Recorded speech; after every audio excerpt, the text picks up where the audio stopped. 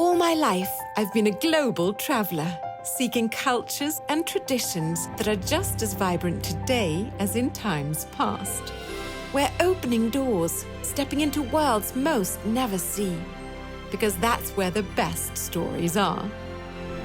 We're sharing tales of local life and the working world, plus spending time with some of the most interesting people you'd ever want to meet.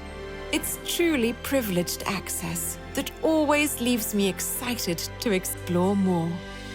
Today, I'm sharing a few of the people I really treasure as we immerse ourselves in local life.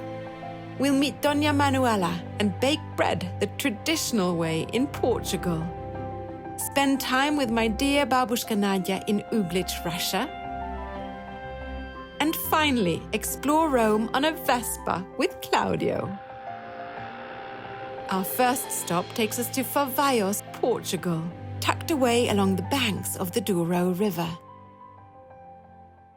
In Portugal, there are lots of quaint towns where family traditions remain strong. Bread has been made the same way in this Portuguese family bakery for centuries.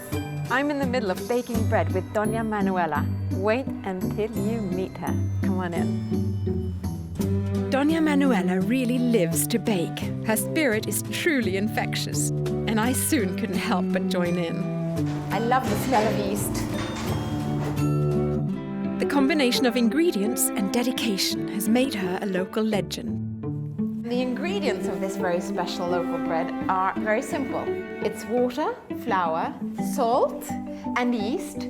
But the secret is the water from the local mountains. The water is filtered by the stone and helps my bread taste like no one else's. I could have worked for a large bakery, but I love it here because every loaf can be baked just right. This old-fashioned way of baking bread is very manual, quite organic, and also very sustainable. Dona Manuela's husband goes out into the forest, clears it of much of the brush, and all of this gets used in the bread oven. So this is what fuels the bread baking. And the government is very supportive of this because brush clearing helps prevent forest fires. This is the real Portugal, where you can still find great joy in the simple act of sharing. My record! Now you can bake with Dona Manuela too, as part of a Viking world experience. Obrigada!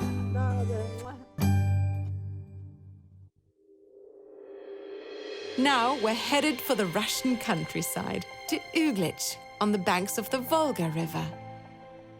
The small town of Uglich is one of my very favorites. In this Golden Ring town, Viking offers the chance to spend an afternoon with the locals, who invite us to share their home and see what life is like in rural Russia. This is not a scene out of a history book, but rather a window into everyday life here along the Volga River. With a toast for good health, prosperity and love, a delightful time of laughter and tasting delicious homemade Russian recipes begins. All highlighted by the kind heart and gentle spirit of our host, babushka Nadya. This is the Russia I love, a visit with real people in real homes, enjoyed as much by babushka Nadya and her family as by us. Добро пожаловать! Welcome to Viking's real Russia.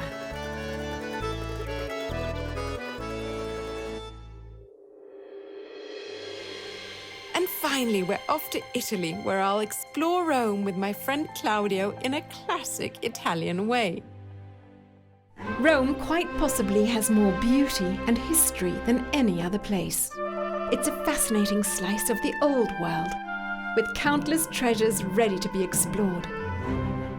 I decided to take in the city from a different and local point of view, enlisting my friend Claudio and his trusty Vespa.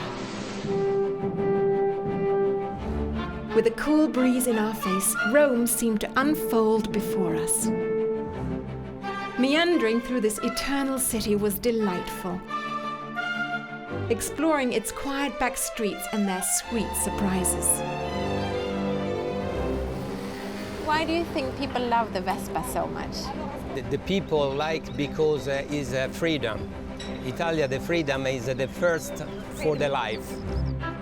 Freedom. It really is the best word to describe the little Vespa.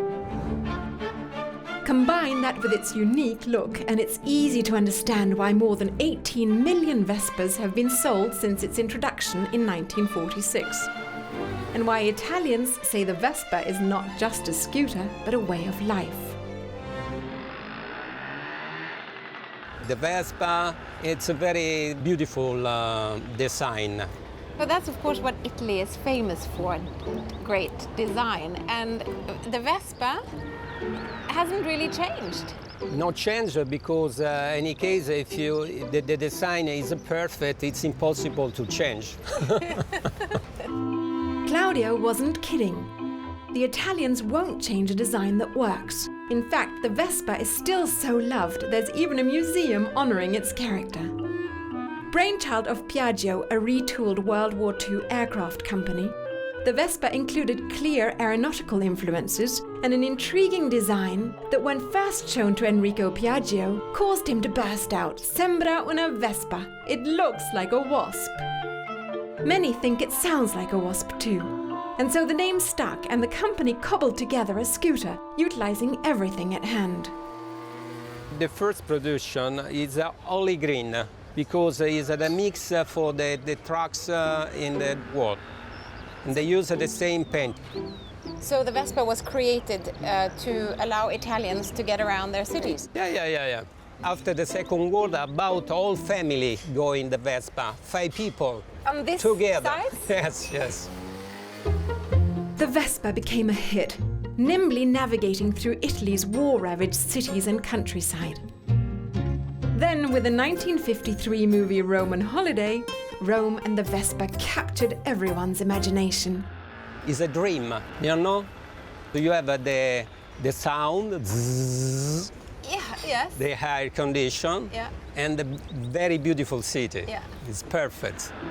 When you're driving around town on a Vespa, what does it make you feel like? It's incredible. The Vespa, for me, is the first love. And you love your Vespa so much. You're writing songs to it. I compose the opera for Vespa. You're composing an opera for your Vespa. Yes.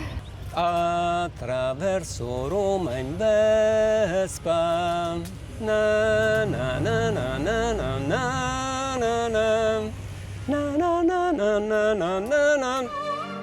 Rome is a fascinating city that will truly take your breath away. And the Vespa is just one way to explore its beauty. Join us again here on Viking.TV as we open more doors around the world on our quest to explore the planet's most fascinating cultures and delightful traditions.